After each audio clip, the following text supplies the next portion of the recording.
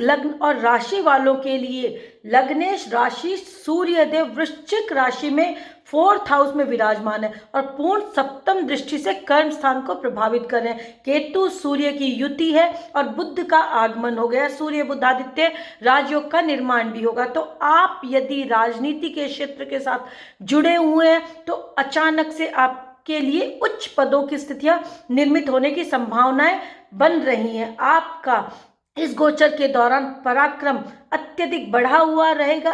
आपके पराक्रम के माध्यम से आपका लाभ निर्मित होगा। इस गोचर के दौरान आपके यदि डायबिटीज रिलेटेड कोई इश्यूज हैं उनके अंदर बढ़ोतरी होने की संभावना बन सकती है। तो इसलिए अपने खान पान का बहुत ध्यान रखें और ऐसा कोई भी भोजन ग्रहण ना करें जो आपके लिए स्टमक रिलेटेड इश्यूज को क्रिएट कर दे। इस गोचर के दौरान आपके घर में सुख साधनों में वृद्धि होगी और अचानक से उनके लिए किया गया व्यय आपके लिए प्रतिष्ठा कारक स्थितियों का निर्माण कर सकता है। इस गोचर के दौरान आपकी भाषा आपके लिए लाभ के रास्ते निर्मित करेगी। इस गोचर के दौरान यदि आपने कोई कंपटीशन दिया है, पार्टनरशिप में है, तो आपकी मेहनत सफलता की तरफ आगे बढ़ेगी और सुंदर लाभ की स्थितियों को क्रिएट करेगी। वाणी के माध्यम से जुड़े हुए प्रोफेशंस जिनके भी हैं उनके लिए सुंदर सुखद स्थितियों का निर्माण हो रहा है। ये गोचर ओवरऑल आपके लिए सुंदरता प्रदान कर रहा है। बस आपको आलस्य से बचना चाहिए ताकि कोई हर्डल्स, कोई डिलेज आप महसूस ना करें और धन आगमन के रास्ते आपके लिए सुनिश्चित हो, क्योंकि धनेश और लाभेश सूर्य केतु की युति के साथ 4th हाउस में विराजमान है और कर्म क्षेत्र पर उनकी पूर्ण सप्तम दृष्टि है। तो कहीं ना कहीं अचानक से आपके सुख साधनों में वृद्धि होने की संभावनाएं आपकी मेहनत के अनुरूप हो जाएगी। तो फिर जब हमें पता हो कि मेरी थोड़ी सी मेहनत मेरी लग्जरी को, मेरे सुख साधनों में वृद्धि कारक हो सकती है, तो फिर क्यों ना मैं अपने पराक्रम को प्रॉपर वे में चैनलाइज करते हुए आगे बढ़ूं और नकारात्मकता से बचते हुए अपनी हेल्थ को मेंटेन करते हुए सुंदर स्थितियों का आगाज करूं। इस गोचर के दौरान आपकी जो नींद है वो थोड़ी सी कहीं ना कहीं प्रभावित हो सकती है। मेडिटेशन करें जिसकी वजह से आप अपने लिए सुंदर स्थितियों का निर्माण कर पाए। इस गोचर के दौरान आपको सोने से पहले ओम चैंटिंग करनी चाहिए और ओम सोम सोमाय नमः का जप आपको सुखद अनुभूति प्रदान करने वाला रहेगा। ओवरऑल ये गोचर आपके लिए शुभता क्रिएट कर रहा है, क्योंकि जब सूर्य केंद्र में ही है विराजमान तो लग्नेश का केंद्र में होना वैसे ही सारी स्थितियों को बैलेंस कर लेता है। हर एस्पेक्ट पर आपको शुभता प्रदान करते हुए लाभ निर्मित करता है। जल्दी सोकर उठे, ओम घृणी सूर्याय नमः का जप करें तो सारी स्थितियां, सारी परिस्थितियां आपके अनुकूल होती हुई चली आएंगी। थोड़ा सा व्यय निर्मित होगा आपकी हेल्थ के लिए, तो उसे पॉजिटिव होकर आगे बढ़ें। कन्या लग्न और राशि वालों के लिए लग्नेश बुध सूर्य केतु की युति के साथ वृश्चिक राशि में 3rd हाउस में विराजमान है। लग्न के और कर्म स्थान के स्वामी हैं, तो कहीं ना कहीं इन दोनों ही एस्पेक्ट्स पे आपको बहुत सुंदरता मिलने के चांसेस रहेंगे, बशर्ते कि आपकी मेहनत प्रॉपर वे में चैनलाइज की गई हो, क्योंकि सूर्य 3rd हाउस में वैसे भी बहुत अच्छा रिजल्ट देने वाले हो जाते हैं और केतु बुध की युति के साथ ग्रहण योग और सूर्य बुधादित्य योग का निर्माण करेंगे। तो अचानक से आपकी की गई मेहनत आपके भाग्य में वृद्धि करेगी। अचानक से आपके लिए देव कृपा से कहीं ना कहीं लाभ निर्मित होने की संभावनाएं रहेंगी। आपकी संतान इस गोचर के दौरान अपनी शिक्षा में अच्छा प्रदर्शन करेगी और कोई डिले यदि आपको महसूस इस गोचर के दौरान हो रहा है तो आप उसे सहजता के साथ स्वीकार करें, बिना किसी एग्रेशन के, क्योंकि कहीं ना कहीं मंगल की पूर्ण सप्तम दृष्टि आपके लग्न पे होगी, जो आपके एग्रेशन में बढ़ोतरी करने के लिए जानी जाएगी। अधीरता वश किया गया कोई भी कार्य आपके धन व्यय को सुनिश्चित कर देगा। तो जब हमें पता हो कि मेरे एग्रेशन से मुझे नुकसान होगा, तो फिर थोड़े सहज हो जाएं और सहजता के साथ डू एंड डोंट्स देखकर आगे बढ़े, ताकि आपका भाग्य, आपका लाभ, आपका व्यय, आपका व्यक्तित्व सब आपको सुंदरता प्रदान करें। आपके धन आगमन के रास्ते सुंदर निर्मित हो रहे हैं, उनसे लाभ लें और उनको यदि आप बजटिंग करके चलते हैं तो आप मैनेज कर लेंगे। ओवरऑल ये पीरियड आपके लिए सुंदर स्थितियों का आगाज कर रहा है। कर्म क्षेत्र के अंदर आपके पराक्रम की वजह से आपकी पदोन्नति, आपका विस्तार, व्यय होना तय है। आपके व्यापार में आप कॉर्डियल होके चले। पार्टनरशिप के अंदर जीवन साथी के साथ किसी भी तरह के वाद विवाद की स्थितियों से आपको जरूर बचना चाहिए, क्योंकि कहीं ना कहीं अगर आप जीवन साथी के साथ वाद विवाद की स्थितियों में आते हैं तो घर के अंदर कलह की स्थितियां निर्मित हो जाएंगी। ओवरऑल ये पीरियड आपके लिए शुभता भरा है। ओम गंग गणपते नमः का जप आपके भाग्य में वृद्धि कारक रहेगा और अपनी संतान के साथ आपका कॉर्डियल माहौल आपके लाभ निर्मित करेगा। तो इसलिए इस गोचर से आपको लाभ लेना चाहिए और छोटे बहन भाइयों के साथ कोई भी वाद विवाद की स्थितियां ना बने, इस बात का विशेष ध्यान रखना चाहिए। तुला लग्न और राशि वालों के लिए लग्नेश और अष्टम के स्वामी बनते हैं शुक्रदेव। शुक्रदेव मालव्य महापुरुष राजयोग का निर्माण करते हुए केंद्र में लग्न में ही विराजमान है। कहीं ना कहीं सुंदर स्थितियों का निर्माण कर रहे हैं। इस गोचर के दौरान अचानक से धन आगमन के रास्ते निर्मित होंगे और अचानक से व्यय की स्थितियां भी निर्मित हो सकती हैं। यही तो गोचर का प्रभाव है कि एक प्लेनेट की पोजीशन आपकी स्थितियों को स्पष्ट कर देती है, क्योंकि बुध ने सूर्य के साथ युति बनाते हुए बुध आदित्य योग का निर्माण किया और ग्रहण योग का सूर्य केतु का निर्माण हुआ। तो कहीं ना कहीं अचानक से आपके व्यवहार की वजह से ही आपके लिए सुखद और विपरीत परिस्थितियां निर्मित हो सकती हैं। आपका व्यय कहीं ना कहीं आपके सुख साधनों के लिए किया जाएगा, उनमें वृद्धि देखी जाएगी। आपके भोगों में भी वृद्धि की संभावनाएं बढ़ जाएंगी और ऐसे भोग जो रोग दे दे वो किस तरह से सुखद हो सकते हैं, इस बात का आपको ध्यान रखना चाहिए, उनको संयमित कर लेना चाहिए। आपके लाभ की स्थितियां निर्मित होंगी।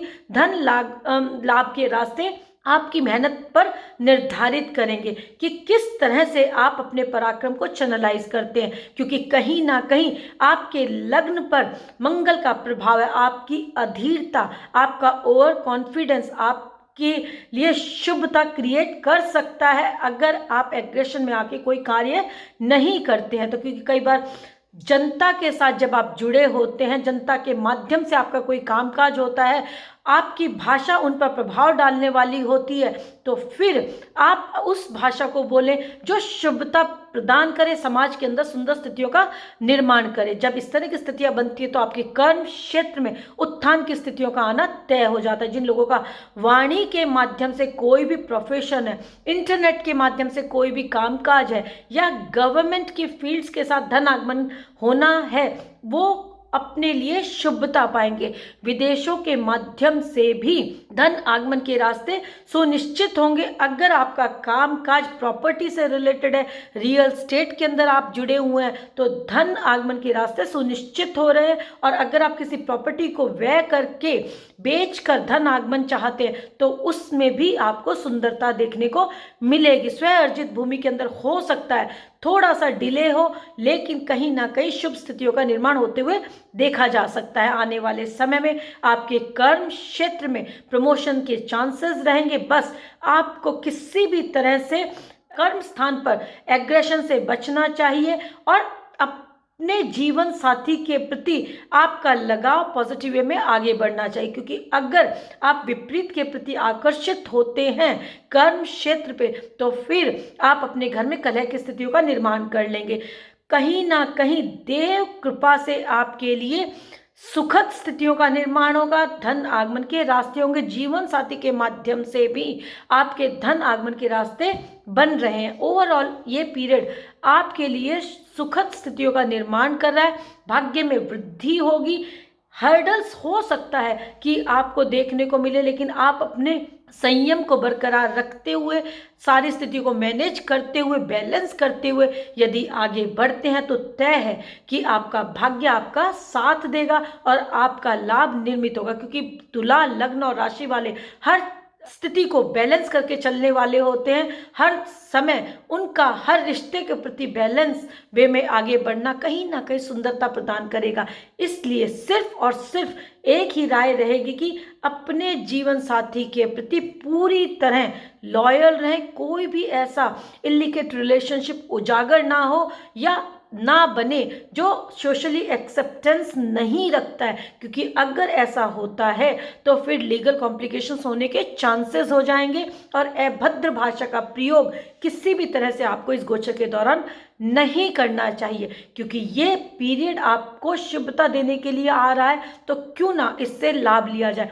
ओम बुम बुधाय नमः का जप आपके भाग्य में वृद्धि करेगा और ओम शुभ शुक्राय नमः शुक्रवार के दिन 108 बार संध्या काल में यदि आप करते हैं तो पूरे व्यक्तित्व में आकर्षण देखा जाएगा।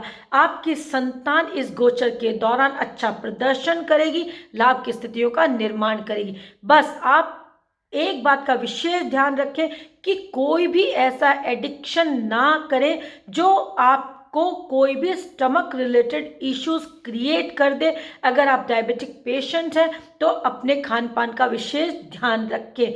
ओवरऑल ये पीरियड शुभता प्रदान कर रहा है, इससे लाभ लें। वृश्चिक लग्न और राशि वालों के लिए लग्नेश राशिश मंगल लग्न के और छठे भाव यानी कि रोग ऋण शत्रु भाव के स्वामी होकर पंचम में विराजमान है और केंद्र त्रिकोण राजयोग का निर्माण करते हुए संतान भाव में उनकी स्थिति होते हुए पूर्ण सप्तम दृष्टि प्रभाव लाभ पर है। तो कहीं ना कहीं वृश्चिक लग्न और राशि वालों के लिए संतान से, संतान के माध्यम से लाभ की स्थितियों को क्रिएट कर रहा है, लेकिन साथ में आपको फ्रस्ट्रेशन भी दे रहा है, चिंताएं भी दे रहा है। इस चिंता को चिंतन में बदले और फ्रस्ट्रेशन के अंदर आने की बजाय आप अपनी एनर्जीज को चैनलाइज करते हुए आगे बढ़े। जितने सकारात्मक होकर आप आगे बढ़ेंगे उतनी लाभ की स्थितियां आप अपने लिए निर्मित करेंगे, क्योंकि कहीं ना कहीं बुद्धि के कारक बुध लग्न में विराजमान है।